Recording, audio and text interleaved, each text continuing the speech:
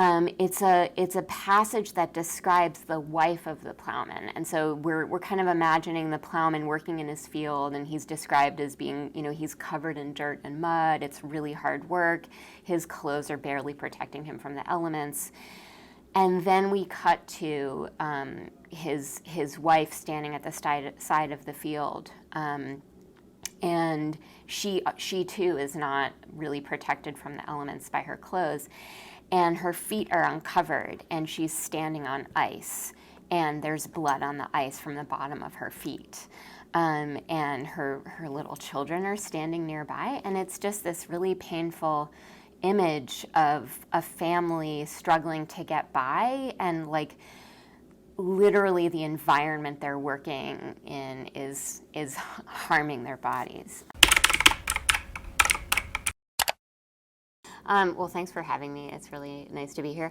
So I'm an associate professor in the literature department. I joined the faculty in 2009, and I teach medieval literature, but sometimes I go a little bit later than that or a little bit earlier than that, and I also teach things like first year writing seminar. And I'm also associate dean of the faculty for curriculum, and I've been doing that since 2021.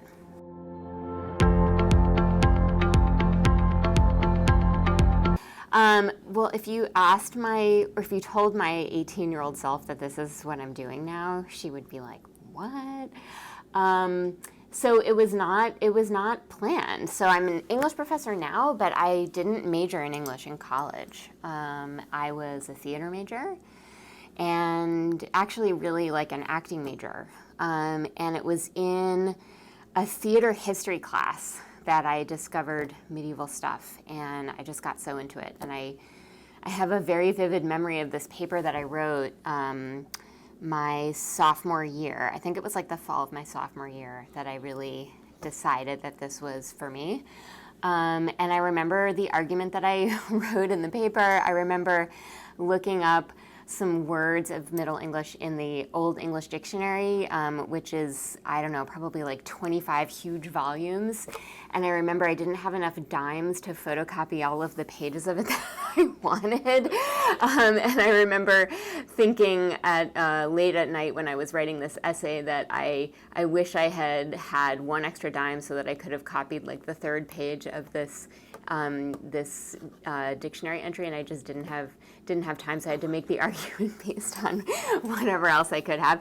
And so obviously this was the 90s, and there was the internet, but like I didn't have the internet in my dorm room or anything, and the library closed at 10 p.m., so I was out of luck.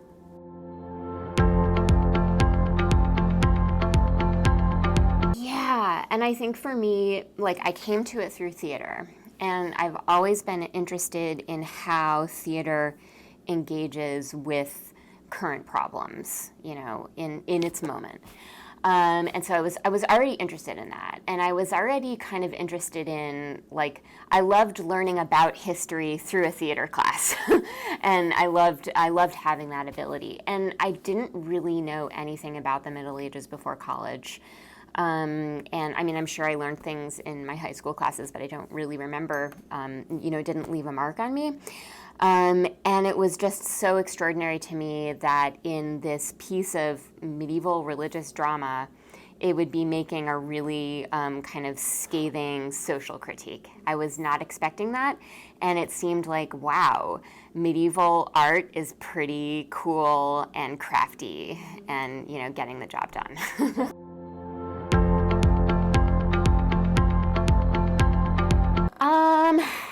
I mean, I guess as a medievalist, yes, I'm housed in an English department, but I think of myself as a medievalist first and foremost.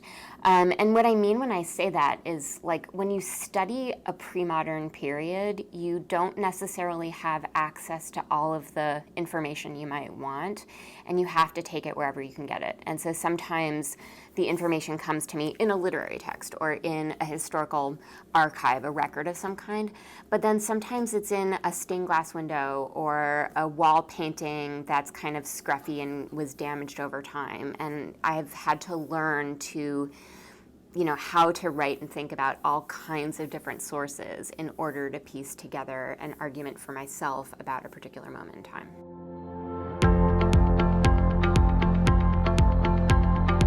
Right, and I love that about it. I mean, in some ways, it's kind of like overwhelming. I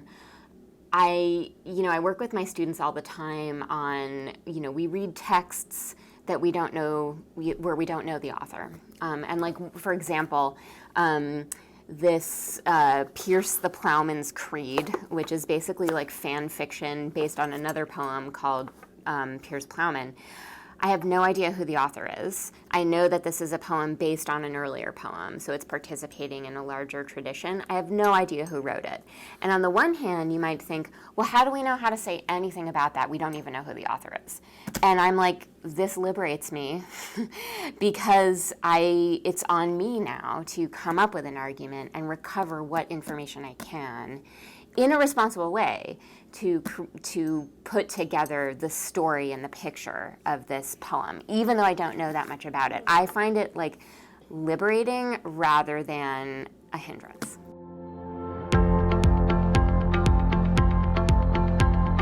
Step number 1, don't make stuff up, right? But then, it's on you to do the research and find things out. And sometimes you're going to feel like you're speculating, but if you're able to say, I understand that this text is participating in this larger tradition, I see this evidence over here, I can draw an analogy to my text.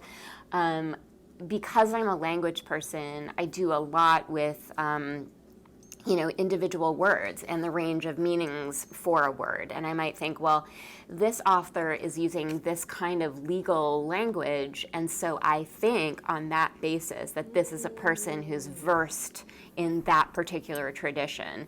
That might also help me locate, I don't know who the author is, but because of the kinds of language they're using, I can position them in this kind of place or this kind of academic institution. So I use the material that I have to, lead me to some of those arguments and meanings. I mean, it's a kind of like show your work principle, right? And for me, like showing my work is like thinking through the language, thinking about the form of the text, but maybe putting it in conversation with other things from the time period, which could be textual, but could be art historical or whatever.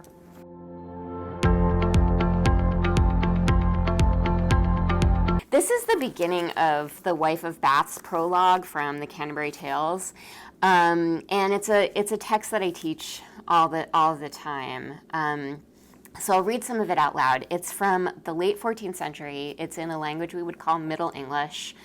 It's written in the south of England, and what's important to me about that is that it has more French influence as opposed to Northern English of the same time period, which had more kind of Germanic and Scandinavian influence, so it sounds a little different. Okay, here we go. This is the beginning of the prologue of The Wife of Bath's Tale. Experience, though no auctorité were in this world, is richt enough for me to speak of woe that is in mariage. For lording as if he was 12 year of age, thanked be God that is etern on leave, whose bondes at church door he have had five, if he so oft mich han wedded be, and all were worthy men in her degree. But May was told, certain, not long agone is, that sith that Christ ne went never but honest to wedding in the Khan of Galilee, that be the psalm and sample tocht he May, that ne should be wedded but honest. Herk ake lo, which a sharp word for the nonas, etc., etc. I could go on. But the point I wanted to make with those 13 lines is, part of it is to, I love giving my students a sense of the language. I think it's important for them to hear it. And Middle English is spelled phonetically. There's no, systematized spelling quite yet. And so if you can kind of sound it out, you can understand it a bit more. But what I love about this passage is that it's in the first person. It's written by Chaucer. It's written by man. But he's doing this experiment where he's taking on the first person voice of a female narrator. And she's talking about her own experience. And there's something really kind of radical and actually feminist about that. At the same time, it's not feminist. Like, it's medieval, and it's a medieval male writing about a woman. But nevertheless, the experiment itself is a really interesting and different one for Chaucer to be taking on. She also introduces the idea that there are these like institutional texts that individuals and individual lived embodied experience like hits a wall against. And so he's writing in the first person voice of a woman, and in the first person voice of a woman who's confronting institutional systems and trying to position herself in relation to them. And also saying, here's the institutional position, and here's how that's not gonna work for me, because I'm in a woman's body, and that system was created for male bodies. And that was just 13 lines, but all of that work happens just in those 13 lines.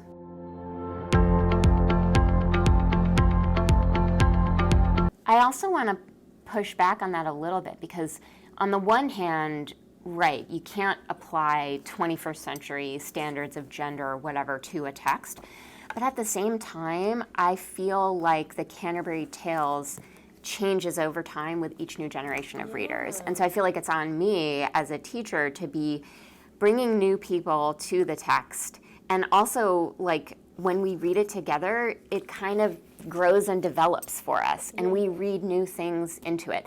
I should have brought this, but I have, my grandmother read the Canterbury Tales in the 1930s, and I have her copy of it, and it makes me think about how much, and so like I'm talking about like 90 years between when she read it and when we're having this conversation now.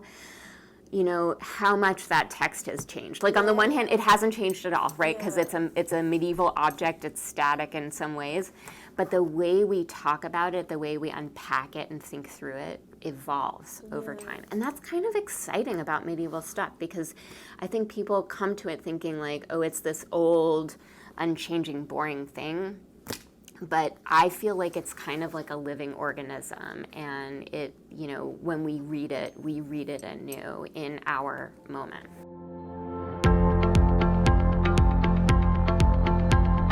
Oh my gosh, I mean, it's like different in different ways. I think the kind of detective work we've talked about, that's what really motivates my research. But I think the breathing new life into texts is what motivates my teaching. And also helping people understand how interesting medieval literature is, and how unexpected it might be. And maybe I'll turn to this other passage for that, because this is getting at, like, back to my sophomore year of college and, like, what first drew me to this. This is a passage, I didn't actually read this until I was in grad school, I don't think, but it's engaging with some of the same issues. And okay, so it's a poem about a plowman, but it's basically a poem about agriculture and labor, and also a poem about social justice and like poverty. And it's a poem about people who do that kind of work and who suffer while doing that kind of work. And there's a passage in this, and when I read it for the first time, I just kind of like it really it was kind of painful to read, and I found it quite shocking. It's a passage that describes the wife of the plowman, and so we're kind of imagining the plowman working in his field, and he's described as being, you know, he's covered in dirt and mud. It's really hard work. His clothes are barely protecting him from the elements. And then we cut to his wife standing at the side of the field, and she too is not really protected from the elements by her clothes. And her feet are uncovered, and she's standing on ice, and there's blood on the ice from the bottom of her feet. And her little children are standing nearby, and it's just this really painful image of a family struggling to get by, and like literally the environment they're working in is harming their bodies. So I'll just read a few lines of this. His wife, walked him with a longa goda. In a cutted coat, cutted full hay, wrapped in a windwa sheta to wear and hair for waders, barefoota on the bare ice, barefoot on the bare ice, that the blood followed. And at the landa's end lay a little crumble, and thereon lay a little childa lapped in clutas, and twain of 2 years older upon another seed. And all they sung an oath song that sorrow was to heron. They creed in all a cree, a careful nota. So barefoot on the bare ice that the blood followed. And there nearby laid a little child folded in a cloth, and 2 other kids of 2 years old nearby. And all together they sang a song of sorrow, and they cried it together. It's like, even talking about it, I feel really emotional, but it's this, it's just this kind of look at poverty and misery, and it's a poem that's not going to let you look away from that. You know, it like pulls you in, and you're not just shown the labor of the plowman, but you're shown like how his whole family is kind of brought into that. And so it's not just about like fancy knights in their armor having parties, and you know, like there's stuff about that, but there's also texts that are really trying to get at the everyday lived experience of people, and the pain of that. Poets like Chaucer, or like the anonymous poet of this poem, working to bring attention to different experiences and different voices through their texts.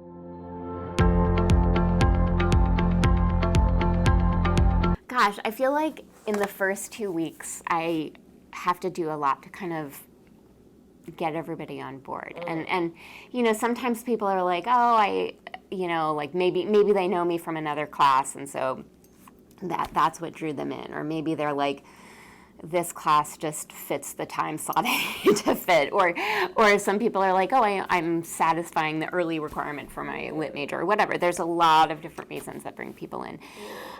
When I teach Dante, I don't have to do anything to encourage people. Like, people want to study Dante, so they will come. Or people have maybe heard of Chaucer. But some of the other classes, in the first 2 weeks, it's kind of like, you're here, and I'm gonna help you, like, here's why we're here. And I feel like I have to set that up at the beginning of the semester and really bring people in. Yeah.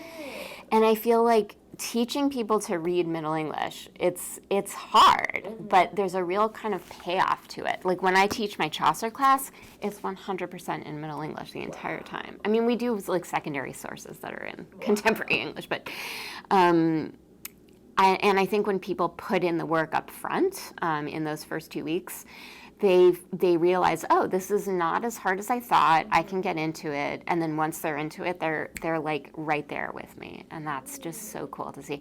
So you asked about like what people leave with the end of the semester. And I think like it's a new appreciation, a new understanding, and maybe a kind of new empathy for the past, and an interest and curiosity in the past, because it's not what you think, you know, and it's not all just like this Game of Thrones kind of thing. And you know, I like whatever gets people in the door, and if it was Game of Thrones that piqued their interest, fine. But these poems are more complicated and interesting and weird and kind of radical than people sometimes thought.